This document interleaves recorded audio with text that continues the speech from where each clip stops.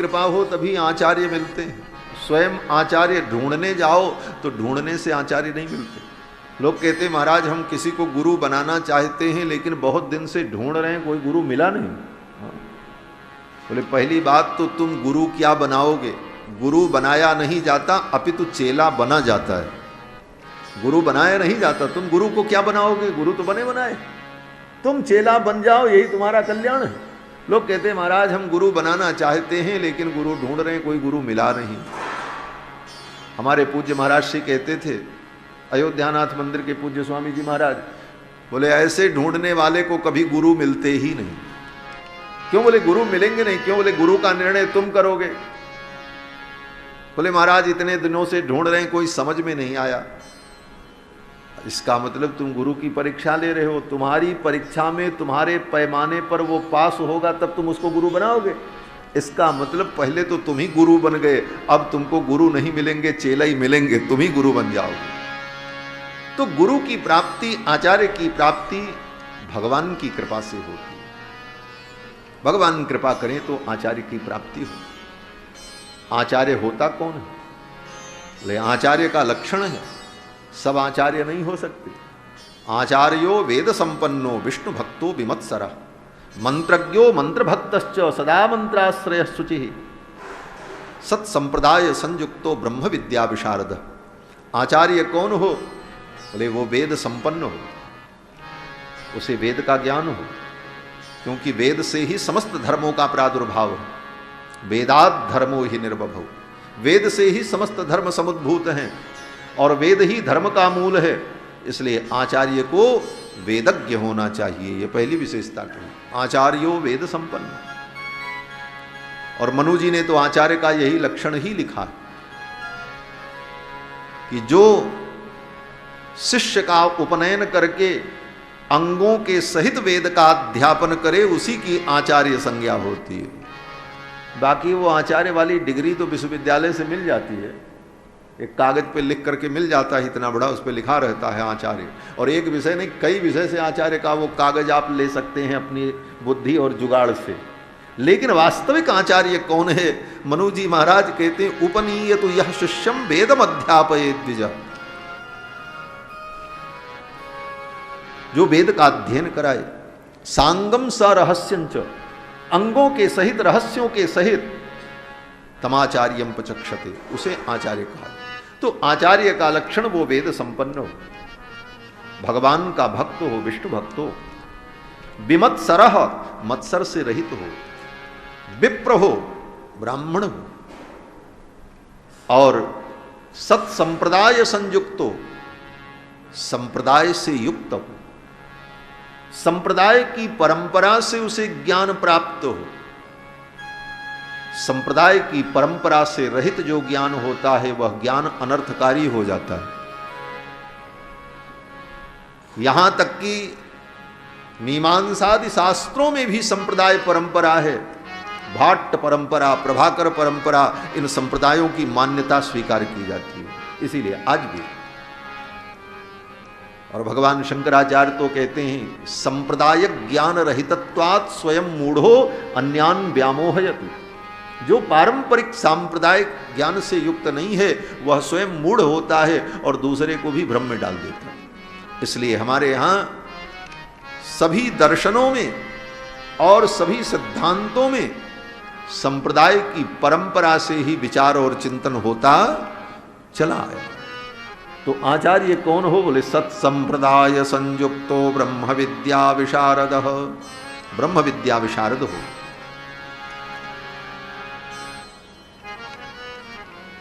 शाब्दे परे च निष्णात, शास्त्र में और परमात्मा की भक्ति में, उपासना में जो दृढ़ हो। देवर्षि नारद जैसे आचार्य प्राप्त हुए ध्रुव जी। नारद जी आ गए। नारद जी ने पूछा बेटा कहां जा रहे हो? बोले तपस्या करने जा रहे हो। नारद जी ने कहा तपस्या कैसे होती मालूम है? ध्रुव जी ने कहा सो तो नहीं मालूम। बोले तो कैसे तपस्या करोगे? ध्रुव जी बड़े बुद्धिमान। ध्रुव जी ने कहा आप तपस्वी हो आप ही बता दो तपस्या कैसे की जाती है। नारद जी ने कहा जो बताने वाला होता है वो गुरु होता है। तो ध्रुव जी ने चरणों में प्रणाम किया और कहा आप ही मेरे गुरु जी हो, जो ज्ञान दे वही गुरु है, आप मिल गए, आप ही मेरे गुरु हो, अब मैं गुरु ढूंढने कहां जाऊं। बालक की इस विनम्रता को देखकर, इस निष्ठा को देखकर, भक्ति को देखकर नारद जी का हृदय भर आया और नारद जी ने विलंब नहीं किया और तुरंत ध्रुव को मंत्रोपदेश कर दिया। अधिकारी प्राप्त हो तो उसे मंत्र जरूर देना चाहिए, लेकिन केवल शिष्यों की बहुत बड़ी फौज खड़ी हो जाए इसलिए मंत्र दीक्षा देना, बोले वो मंत्र दीक्षा गुरु और शिष्य दोनों के पतन का कारण बन जाती। अधिकारी देखकर तब उसे मंत्रोपदेश करना चाहिए, और खाली इसलिए मंत्र दें कि हमारे चेलों की संख्या बढ़ जाए।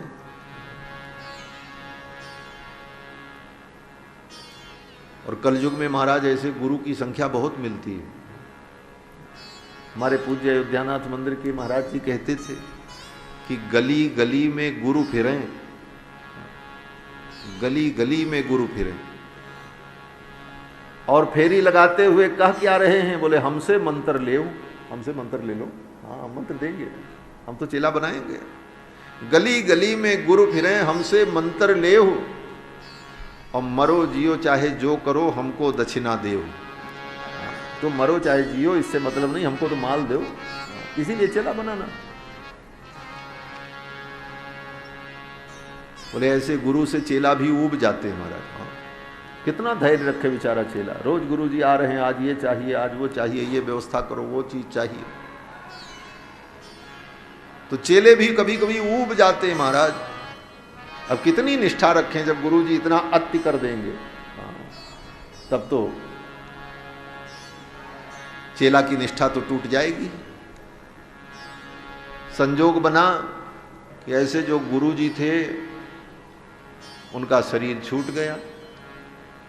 कहीं से चेला को सूचना मिली कि गुरु जी का तो शरीर छूट गया, तो चेले को तो गुरु जी की सेवा में जाना चाहिए था, लेकिन वो चेला गया नहीं, बड़ा प्रसन्न हुआ।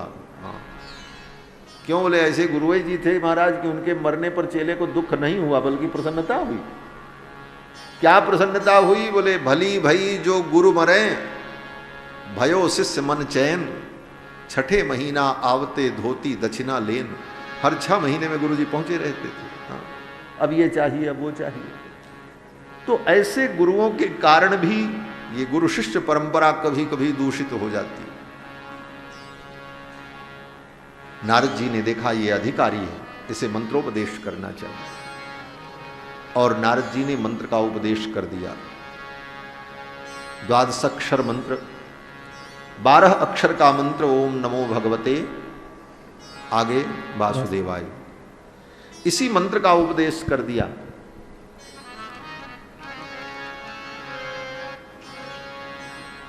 और मंत्र देकर के कहा जाओ जाकर के वृंदावन में जमुना के तट पर इस मंत्र का जप करो। मधुबन में, श्री वृंदावन का एक नाम मधुबन भी, इसका नाम है मधुपुरी, इसका नाम मधुपुरी है। और मधुबन में, वृंदावन में नारद जी ने ध्रुव को भेजा। तत्तात गच्छ भद्रम ते यमुनायास्तटम शुचि, यमुना के पवित्र तट पर जाकर मधुबन में इस मंत्र का तुम जप करो। नारद जी ने मंत्रोपदेश कर दिया। बोले इतनी सी बात, ये तो हम भी जानते हैं। मंत्र तो आजकल, ये मंत्र तो सबको मालूम है। बोले इतनी ही बात बताने के लिए गुरु जी के पास जाना पड़ता। बोले ये मंत्र तो पोथी में भी लिखा है, सब जगह लिखा है, कहीं से हम पढ़ लें। बोले कहीं से भी पढ़ लो, कहीं से भी उसे याद कर लो तो वो मंत्र नहीं होगा। मंत्र मंत्र तब होता है जब गुरु के मुख से उच्चरित होकर के शिष्य के कान में प्रविष्ट होता है, तभी उसमें मंत्रत्व आता है। आजकल लोग खूब करते हैं, कितने भगत मिलते हैं, महाराज कहते हैं महाराज हम रोज 3 माला महामृत्युंजय का जप करते हैं, इतने माला गायत्री करते हैं, इतना माला पंचाक्षर करते हैं। हमने कहा ये सब मंत्र तुमको मिला कहां से? बोले महाराज यूट्यूब में हमने देख लिया, गूगल में सर्च करके सब पता लगाया, उसकी विधि जान गए और सब करने लगे। हमने कहा भैया गूगल से, यूट्यूब से और पत्र पत्रिकाओं में पढ़ करके मंत्र जान करके उस मंत्र का जप करना, बोले उसका कोई फल नहीं होता। जपते रहो तुम महामृत्युंजय, उससे कुछ होने वाला नहीं। जपते रहो कोई भी मंत्र, जब तक वो गुरु के द्वारा प्राप्त नहीं होगा तब तक तुम उसके अधिकारी नहीं हो। मंत्र की एक निश्चित व्यवस्था है, देने वाला अधिकारी हो और लेने वाला भी अधिकारी हो। देने वाला अधिकारी है लेकिन लेने वाला अधिकारी नहीं है, तब भी उसमें मंत्रत्व नहीं आएगा। देने वाले ने मंत्र दे दिया लेकिन अनधिकारी को दे दिया। गायत्री मंत्र का उपदेश कोई भी तपस्वी ब्राह्मण, संध्या वंदन परायण वेदज्ञ ब्राह्मण किसी को गायत्री मंत्र का उपदेश कर सकता है, लेकिन किसी स्त्री को गायत्री मंत्रोपदेश कर दे, बोले वो मंत्र होगा ही नहीं, वो व्यर्थ है। क्यों? बोले वो अधिकारिणी नहीं थी। तो मंत्र देने वाला अधिकारी हो और लेने वाला भी अधिकारी हो। लेने वाला अधिकारी है लेकिन देने वाला अधिकारी नहीं है, बोले तब भी उसमें मंत्र तो नहीं होगा। दोनों परिस्थितियां होनी चाहिए। इसीलिए वेद मंत्र में आज भी परंपरा है, जब कोई शिष्य गुरु से पढ़ता है तो एक बार पहले गुरुजी पढ़ करके उस मंत्र को सुनाते हैं, फिर शिष्य उसे सुनता है और वो उच्चारण करता है। उसके बाद गुरुजी फिर उसे पढ़ करके सुनाते हैं, फिर वो उसे उच्चारण करता है, और तीसरी बार में गुरु शिष्य दोनों एक साथ उसका उच्चारण करते हैं। इस प्रकार एक एक मंत्र को 3-3 बार गुरु के चरणों में बैठकर गुरु के द्वारा श्रवण किया जाता है, उसका अनुवचन किया जाता है, तब उस मंत्र का वो अधिकार उसे प्राप्त होता है। ये सनातन धर्म है। आजकल तो महाराज धर्मम बक्षन्त्यधर्मज्ञाः अधिरुह्य उत्तमासनम, बड़े बड़े उत्तम आसन पर बैठ करके धर्म की व्याख्या वो कर रहे हैं जिनको स्वयं धर्म का ज्ञान नहीं। इसलिए भोली भाली जनता भी भ्रम में पड़ जाती है। नारद जी ने अधिकारी समझ करके मंत्र का उपदेश दिया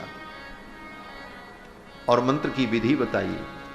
जाओ इस मंत्र का श्रद्धा पूर्वक जप करना, जमुना में स्नान कर लेना और जमुना के बालुका से कृत्वा द्रव्यमयीम बुधा, जमुना की बालू से भगवान की मूर्ति की कल्पना कर लेना और जो तुम्हें मिले उसी से पूजा कर लेना। ध्रुव जी महाराज आए, जमुना में स्नान किया और जमुना के तट पर जमुना की बालू से ही भगवान की मूर्ति की कल्पना की और उसी मंत्र से, जो मंत्र दिया था देवर्षि नारद ने, उसी मंत्र से भगवान की पूजा की और जो कुछ कंदमूल फल इत्यादि मिला, कपित्थ बदरी फल, वही भगवान को अर्पण किया और प्रसाद पाया और निष्ठापूर्वक मंत्र का जप करने लगे।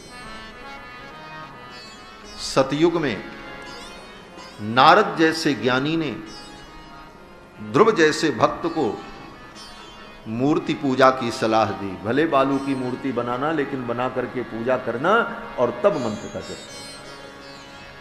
आज लोग कहते हैं ये मूर्ति पूजा अवैदिक। मूर्ति पूजा पर भी बड़े बड़े विवाद होते हैं, लेकिन मूर्ति पूजा सनातन है। अनादिकाल से भगवान की पूजा मूर्ति में ही होती चली आई।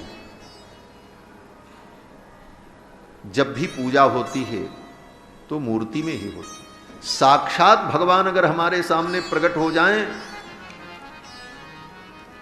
तो उस समय पूजा नहीं होती, उस समय भगवान की स्तुति होती है। भगवान सामने प्रकट हो गए, उनका दर्शन, उनकी स्तुति।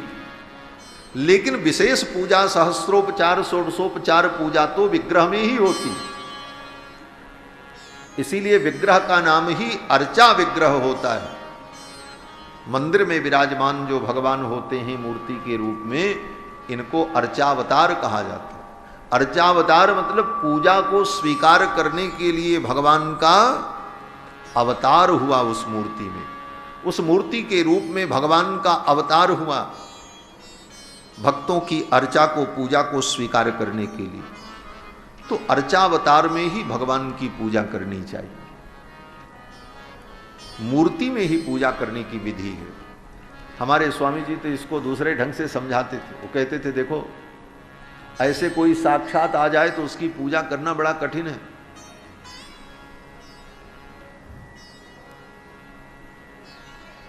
किसी को बैठा दो कि तुम्हारी पूजा करनी है, अब पूजा करते समय पानी से स्नान कराना है, ज़्यादा ठंडा पानी हो गया तो दिक्कत, पानी ठीक से नहीं डाला, आंख में चला गया, कहीं इधर उधर गया, तब उसको परेशानी।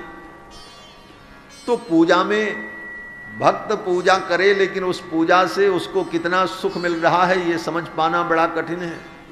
लेकिन मूर्ति में, बोले मूर्ति में आप चाहे जैसे पूजा करो, चाहे 1 घड़े से अभिषेक करो, चाहे 1000 घड़े से अभिषेक करो, भगवान सब स्वीकार कर ले। मूर्ति में सारी पूजा न्यूनता होने पर भी स्वीकार्य हो जाती है। और मूर्ति पूजा सनातन धर्म है, और बड़े बड़े भक्तों को मूर्ति पूजा से ही, मूर्ति में निष्ठा करने के कारण ही भगवान की अनुभूति हुई। लोग कहते मूर्ति में भगवान नहीं, कितनी कथाएं हैं। मूर्ति के भगवान ही मीरा जी के साथ खेलते थे, श्री गिरधर गोपाल।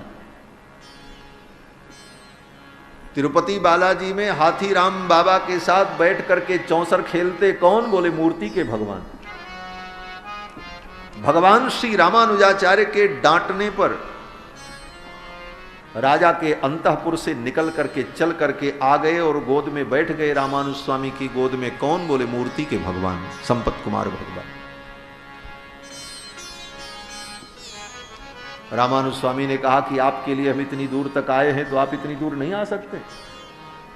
भगवान ने कहा तो फिर आते हैं, और भगवान चल करके आए और विराज गए मूर्ति के भगवान। 1-2 नहीं, लाखों भक्तों को, अनंत भक्तों को भगवान ने मूर्ति के माध्यम से उपासना करने पर अपना अनुभव कराया। इसलिए मूर्ति पूजा सनातन धर्म है। नारद जी ने भी यही उपदेश किया, बालू की ही मूर्ति बना लेना और पूजा करना। ध्रुव जी महाराज ने पूजा की और जो कुछ मिला भगवान को भोग लगाया, प्रसाद पाया और मंत्र का जप करने लगे। मंत्र के जप में ऐसी निष्ठा हो गई, ऐसी निष्ठा हुई कि 3 दिन 3 रात्रि तक लगातार मंत्र का जप करते रहे। त्रिरात्रांते त्रिरात्रांते कपित्थवदरासनः। 3 दिन 3 रात्रि बीत गई, मंत्र का जप चलता रहा। 24 घंटे बीत गए। 3 दिन जब बीत गया तब ध्यान आया, अरे भगवान की पूजा नहीं की, अब स्नान नहीं किया। और फिर जाकर के स्नान करके, पूजा करके और भोग आदि समर्पण करके जो कुछ मिला यथालब्धोपचार, और फिर प्रसाद पा करके मंत्र का जप करने लगे। तो फिर 3 दिन तक लगातार मंत्र का जप करते रहे। त्रिरात्रांते त्रिरात्रांते कपित्थवदरासनः। 1 महीने तक ऐसे ही क्रम चलता रहा। 3 दिन में 1 दिन खाते थे, क्या? बोले कपित्थ फल और बेर फल, और उसी से तृप्ति मिल जाती और मंत्र का जप करते। 5 वर्ष के ध्रुव जी। आज लोग कहते हैं महाराज खाएंगे नहीं तो भजन कैसे होगा। लोगों ने एक पंक्ति बना ली है, बड़ी प्रसिद्ध पंक्ति है, भूखे भजन न होई गोपाला और ले लो अपनी कंठी माला। भूखे भजन न होई गोपाला, ले लो अपनी कंठी माला। ध्रुव जी को देखो, 5 वर्ष के ध्रुव जी बालक, और 3 दिन तक त्रिरात्रांते त्रिरात्रांते कपित्थवदरासनः, कपित्थ फल और बेर फल खा करके भजन करते रहे। इस शरीर को जितना तपस्यामय बनाओगे उतना ही शरीर परम पवित्र और पूत होगा। बोले महाराज वो सतयुग था, 3 दिन तक नहीं कुछ खाए। बोले आज भी संभव है। हाँ, ऐसा नहीं, हमने देखा है, अपने आचार्य चरण को देखा है। पूज्य श्री ब्रह्मचारी जी महाराज 5 दिन तक कुछ नहीं खाते थे और सारी क्रियाएं होती थी, तीनों काल, संध्या, भजन, अध्यापन, और अयोध्या भर पैदल यात्रा, वहां चले जा रहे हैं, वहां चले जा रहे हैं, कितनी ऊर्जा थी। सभी ने दर्शन किया है, यहां बैठे हैं हमारे हुताद्री मठ के पूज्य स्वामी जी महाराज, खुद देखा। 5 दिन बीत जाते थे महाराज। आज एकादशी हो गई, एकादशी कुछ नहीं खाना, जल भी नहीं लेना। द्वादशी को भी व्रत हो जाता था, प्रदोष आ गया, प्रदोष का व्रत, और प्रदोष के बाद अगर तिथि की कोई हानि है और पूर्णिमा लग गई, बोले अब पूर्णिमा का व्रत लो। 4 दिन 5 दिन तो ऐसे ही बीत जाते थे, और वही स्थिति रहती थी और भजन चलता रहता था। शरीर इसको जितना भी व्यक्ति सुविधा भोगी बनाता है, उतना ही व्यक्ति उन सुविधाओं के अधीन होकर के पराधीन होता चला जाता है। भोजन नहीं मिलेगा तो भजन नहीं होगा, ऐसी बात नहीं। भोजन तो जीवन निर्वाह के लिए है, जीवन धारण के लिए है, वो जीवन का उद्देश्य नहीं। कितने भक्तों ने ऐसे ही भजन किया। इसी वृंदावन धाम में रूप गोस्वामी, जीव गोस्वामी, ये सब महापुरुष जो हुए, सप्ताह में 1 दिन भिक्षा मांगने जाते थे। तब ये वृंदावन जंगल था। हाँ, श्री चैतन्य महाप्रभु जी जो उनके गुरुदेव भगवान थे, चैतन्य महाप्रभु जी आए, उस समय जंगल था, और फिर यहाँ से चले गए और जगन्नाथपुरी में जाकर के उन्होंने वास किया। बाद में रूप गोस्वामी, जीव गोस्वामी, सनातन गोस्वामी, इन महापुरुषों ने वृंदावन के तत्त तीर्थों को अपनी तपस्या और साधना से प्रकट किया। तो यहां भजन करते, स्वाध्याय करते, और सप्ताह में 1 दिन भिक्षा मांगते थे बस। और भी भिक्षा कहां मिले, बोले मथुरा में मिलेगी, वहां शहर था, यहां तो कोई रहते ही नहीं था, जंगल था। वो भी भिक्षा में सूखी रोटी लेकर के आवे और उसे ला करके जमुना जी की बालू में, रेत में दबा करके रख दे। उसमें रेत में रहेगी तो खराब नहीं होगी। और जब भूख लगे तो 1 टुकड़ा निकालकर जमुना के जल में भिगोकर, थोड़ा मुलायम हो जाए, फिर उसे ले करके पा करके, और फिर भजन करते, साधना करते, स्वाध्याय करते। और जब तक वो रोटी, सूखी रोटी समाप्त न हो, तब तक भिक्षा मांगने नहीं जाते। ये त्याग था महापुरुषों का।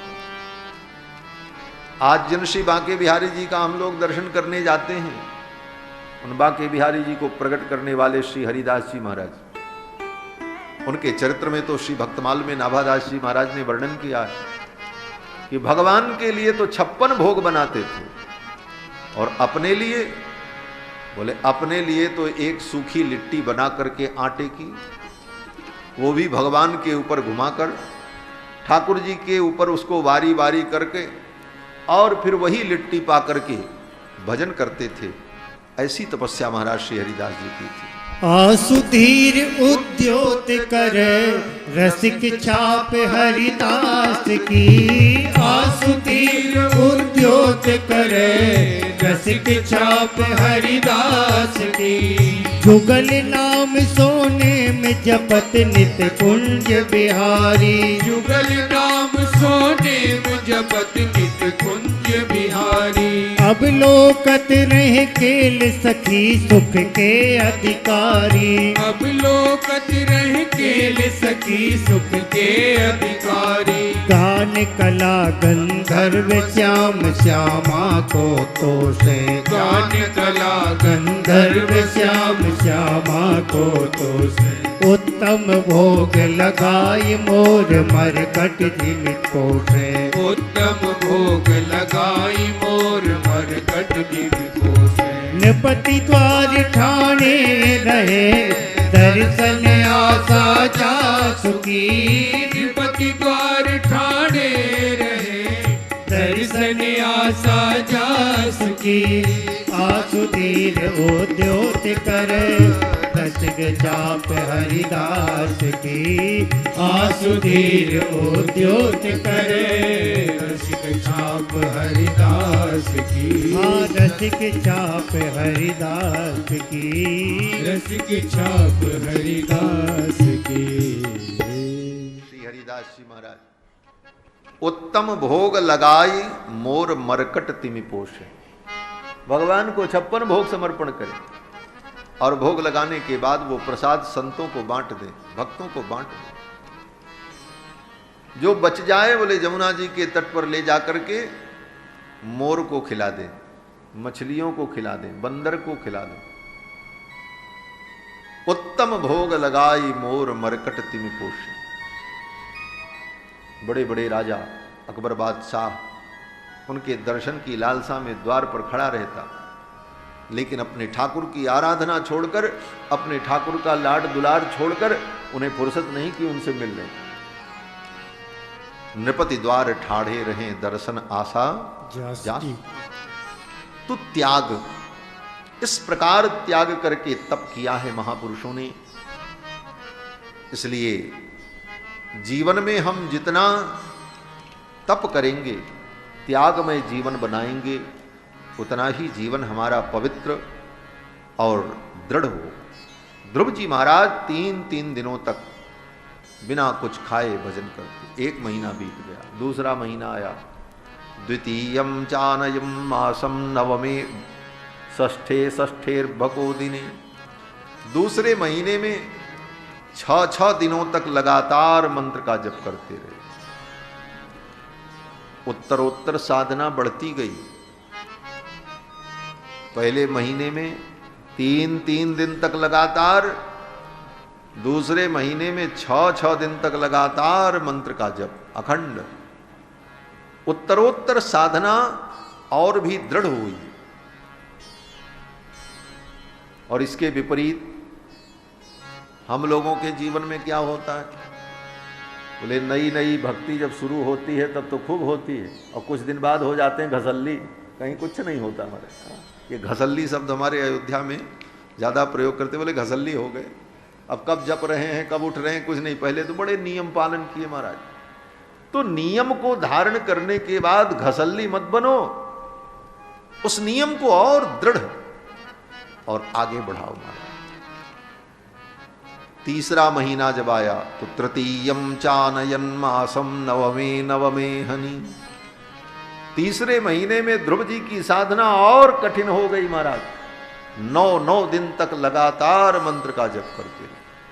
पहले महीने में 3 दिन, दूसरे महीने में 6 दिन, तीसरे महीने में 9 दिन। और जब चौथा महीना आया तो चतुर्थमपि वै मासम द्वादशे हनि। चौथे महीने में 12 दिन तक लगातार मंत्र का जप चलता रहा। 5वां महीना जब आया तो पंचमे मास्यनुप्राप्ते जितस्वासो नृपात्मजः। श्री सुखदेव भगवान कहते हैं, राजन 5वें महीने में ध्रुव जी ने अपनी श्वास को भी जीत लिया। अभी तो 12 दिन के बाद पानी और फल की जरूरत थी, अब तो पानी फल कौन कहे, श्वास की भी जरूरत नहीं। जितस्वास, श्वास को भी जीत लिया। पंचमे मास्यनुप्राप्ते जितस्वासो नृपात्मजः ध्यायन् भगवतो रूपम नाद्राक्षीत किंचना परम। भगवान के रूप का ध्यान करते हुए इतने निमग्न हो गए कि संसार के किसी भी प्रपंच, किसी भी वस्तु का कोई स्मरण न रहा। नाद्राक्षित किंचना परम, भगवान के अतिरिक्त अपरम न किंचित। भगवान के अतिरिक्त किसी भी विषय का बुद्धि में, चित्त में चिंतन नहीं, और न दर्शन, एकमात्र भगवान का ही दर्शन चिंतन अखंड चलने लगा हृदय के अंदर। और वो भी कैसे? गद्दी लगा करके, आशा की टेक लेकर, एसी पंखा कूलर में बैठकर, कहते नहीं, एक पैर के ऊपर खड़े होकर ध्यायन ब्रह्म पदैकेन तस्थौ स्थाणुरिवाचल। एक पैर के ऊपर खड़े होकर स्थाणु के समान, स्थाणु माने ठूंठ, जैसे पेड़ को काट दिया जाए, पेड़ के ऊपर का तना काट दिया जाए, जड़ जमीन में पकड़े रहे, तो वो क्या है? बोले वो ठूंठ है, वो हिल नहीं सकता। उसी को कहते हैं स्थाणु। तस्थौ स्थाणुरिवाचल, स्थाणु के समान अचल होकर एक पैर पर खड़े होकर ध्यायन भगवतो रूपम नाद्राक्षित किंचना परम, सर्वतो मन आकृष्य, सब तरफ से अपने मन की वृत्तियों को खींचकर भगवान के चरणों में लगा दिया। यही योग है, इसी का नाम योग है। योग क्या है? बोले आज जिसको लोग योग समझते हैं वो तो आसन व्यायाम है शरीर को स्वस्थ रखने के लिए। क्यों? बोले शरीर स्वस्थ रहेगा तभी कोई साधना उपासना होगी, क्योंकि शरीर माध्यम खलु धर्म साधनम। तो शरीर को स्वस्थ रखने के लिए जो आयाम है, जो व्यायाम है, उसी को लोग योग समझ लेते। वो योग का एक अंग है। वस्तुतः योग क्या है? बोले योगस्तु चित्त वृत्तिर निरोधा, चित्त की वृत्तियों का निरोध, इसका नाम योग है। हमारी चित्त की वृत्तियां जो विषयोन्मुख होकर विषयों की ओर भाग रही हैं, उन विषयों की ओर जाने से अपने चित्त वृत्ति को रोककर हम भगवान के चरणों में लगा दें, इसी का नाम योग है, इसका नाम योग है। और ध्रुव जी को योग की सिद्धि की प्राप्ति हो। बोले महाराज उन्होंने यम नहीं किया, आसन नहीं किया, प्राणायाम नहीं किया, धारणा ध्यान के चक्कर में नहीं पड़े, सीधे योग की उस समाधि अवस्था को प्राप्त कर लिया। योग में जो समाधि है वो अंतिम सोपान है। कहते हैं योग की समाधि को प्राप्त करने का दो मार्ग है। एक मार्ग तो यह है कि आप नियम से क्रम से चलो, यम फिर नियम फिर आसन फिर प्राणायाम फिर प्रत्याहार फिर धारणा ध्यान तब समाधि, एक रास्ता। और दूसरा रास्ता क्या है?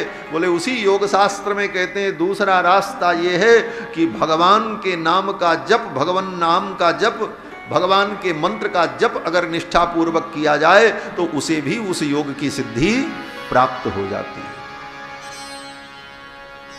और वहां पर योग सूत्र में कहा तस्य वाचको प्रणव, उस परमात्मा का वाचक जो प्रणव है, जो उस परमात्मा का नाम है, उस नाम के जप से व्यक्ति को सीधे समाधि की प्राप्ति हो सकती है। इसीलिए गोस्वामी जी ने कहा नाम जी है जप जागई जोगी, परमारथ प्रपंच वियोगी। योग का यह भी एक मार्ग है कि भगवान के नाम का जप करो।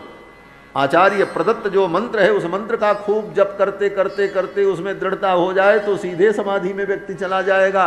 यम नियम आसन प्राणायाम करने की जरूरत नहीं पड़ेगी। यह एक मार्ग है। ध्रुव जी महाराज को समाधि लग गई। महाराज सर्वतो मन आकृष्य, चारों तरफ से अपने मन की वृत्तियों को खींचकर भगवान के चरणों में लगा दिया और तदाकाराकारित वृत्ति हो गई। भगवान में ही संपूर्ण वृत्तियां चित्त की समाहित हो गईं और ऐसी अखंड समाधि जब लग गई, सारे देवता व्याकुल हो गए, भगवान के पास गए। भगवान ने उन देवताओं से कहा परेशान मत हो, मैं जा रहा हूं, मेरा बालक मेरा भक्त तप कर रहा है, उसकी तपस्या के कारण आप सब लोग व्यथित हो रहे हैं, आप चिंता मत करो, मैं जा करके उसके अभिलषित पदार्थ को प्रदान करूंगा। और भगवान मधुबन में आए। श्री वेदव्यास जी महाराज लिखते हैं कि सहस्र शीर्षापि ततो गरुत्मता, सहस्त्रीशापि ततो गरुत्मता। जिन परमात्मा को वेदों ने सहस्र शीर्षा कह करके संबोधित किया, सहस्र शीर्षा पुरुषः सहस्राक्षः सहस्रपाद, उन्हीं पुरुष के विषय में मां ने कहा था भजस्व पुरुषम। और वो पुरुष कौन है? बोले सहस्र शीर्षा पुरुषः, वही सहस्र शीर्षा पुरुष है। इसीलिए वेदव्यास जी कहते हैं सहस्र शीर्षापि ततो गरुत्मता मधोर वनम भृत्य दिदृक्षया गतः। वेद वेद्य परम पुरुष भगवान मधुबन में ध्रुव को दर्शन देने के लिए आए। ये श्रीमद् भागवत महापुराण, रामायण, ये क्या है? बोले वेदों का ही व्याख्यान है। निगम कल्पतरोर गलितम फलम फलम, वेद रूपी वृक्ष का पका हुआ फल है। सर्व वेदांत सारम ही, समस्त वेदांत का सार है वेद रूपी वृक्ष का गलित फल है। आज स्वामी जी कह रहे थे कि हमारे गुरुजी श्री ब्रह्मचारी जी महाराज जब पहले पहले आपसे मिले तो यही बोले आप लोग सब फल तो चाहते हो लेकिन वृक्ष की रक्षा नहीं करना चाहते। वृक्ष की रक्षा करो तो फल तो सदा मिलता रहेगा। और वृक्ष क्या है? बोले वेद है। वेद रूपी वृक्ष रहेगा तभी भागवत रूपी फल मिलेगा, तभी रामायण रूपी फल मिलेगा, तभी भक्ति ज्ञान वैराग्य इन सब को प्राप्त कर पाओ। इसलिए सबका मूल वेद है और वेदों की ही व्याख्या श्रीमद् भागवत महापुराण है। तो पुरुष सूक्त में जिस पुरुष की व्याख्या है वही पुरुष आ रहे हैं।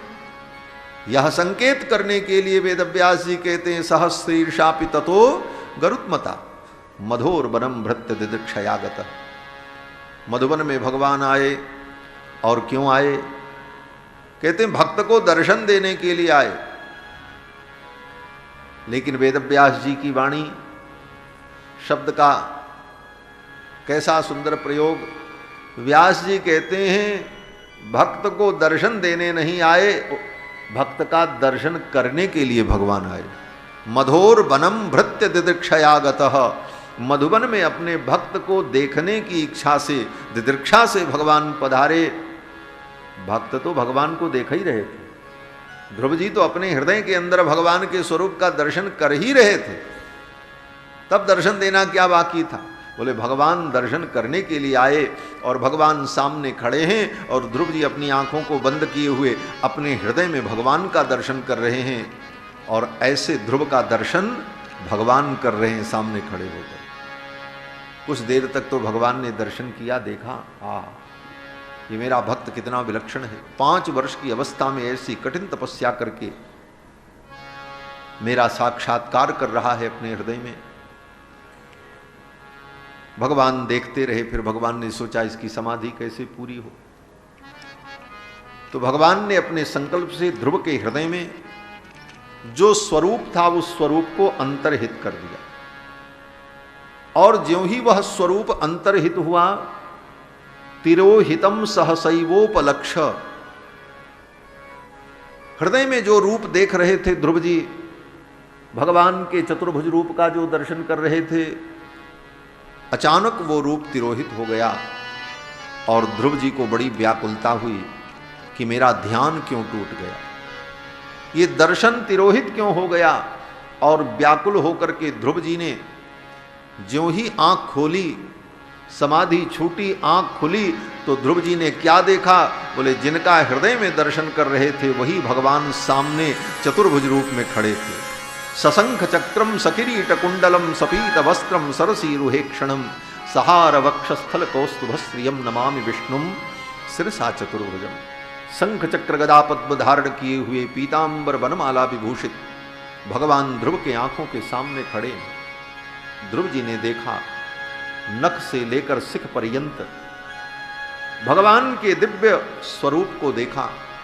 भगवान के मस्तक पर करोड़ों करोड़ों ब्रह्मांड के स्वामित्व को सूचित करने वाला किरीट मुकुट शोभा को प्राप्त हो रहा था।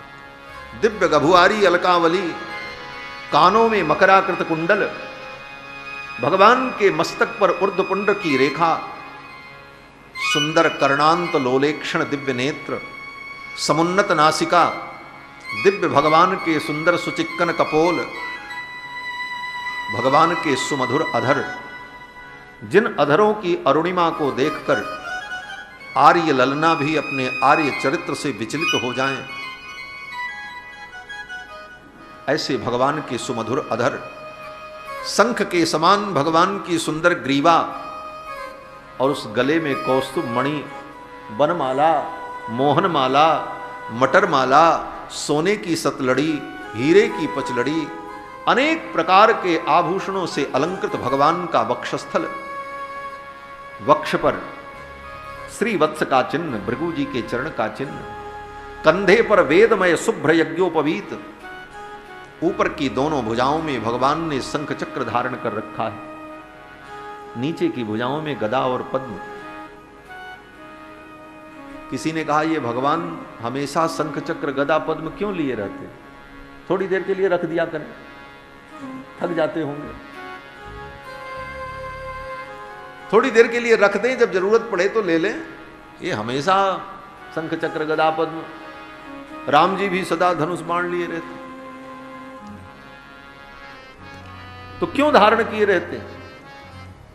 तो हमारे आचार्य श्री वेदांत देशिक स्वामी जी महाराज कहते हैं, सदा पंचायुधीम बिभ्रत सनश्री रंगनायक। भगवान सदा आयुधों को क्यों धारण किए रहते हैं? बोले शरणागत भक्तों की रक्षा के लिए। जो भगवान के प्रपन्न भक्त हैं, उन भक्तों के ऊपर कहीं कभी कोई विपत्ति आ गई और शस्त्र ढूंढने में कहीं विलंब न हो जाए, इसलिए भगवान अपने भक्तों की रक्षा के लिए सदा शस्त्र को धारण किए रहते हैं। विलंब मसहन्निव, आचार्य चरण कहते हैं कि कहीं विलंब न हो जाए, अपने भक्तों की रक्षा में कहीं विलंब न हो जाए, इसलिए भगवान सदा अपने अस्त्र शस्त्र को धारण किए रहते हैं। क्षीर सागर में भी शयन करते हैं तो सोते हुए भी भगवान अस्त्र को लिए ही रहते हैं। क्यों? बोले पता नहीं कब जरूरत पड़ जाए। तो भगवान की ऊपर की भुजाओं में शंख चक्र, नीचे की भुजाओं में गदा और पद्म,